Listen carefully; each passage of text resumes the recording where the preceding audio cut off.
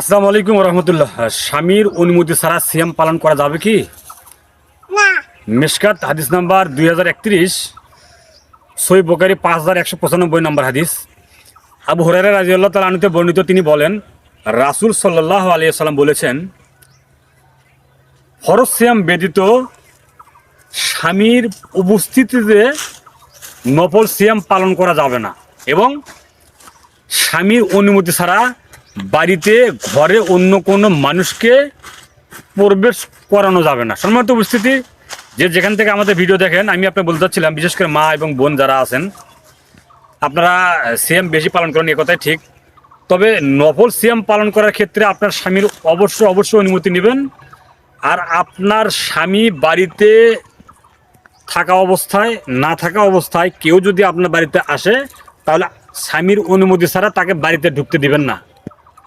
আল্লাহ তুমি প্রত্যেকটা মুসলিম মা বোনদেরকে পবিত্র কোরআন এবং সহিহ হাদিসের আলোকে জীবন করার তৌফিক দান করে দাও এবং প্রত্যেকটা কাজ যেন রাসূলের পদ্ধতিতে হয়। আমিন। আসসালামু আলাইকুম ওয়া রাহমাতুল্লাহ।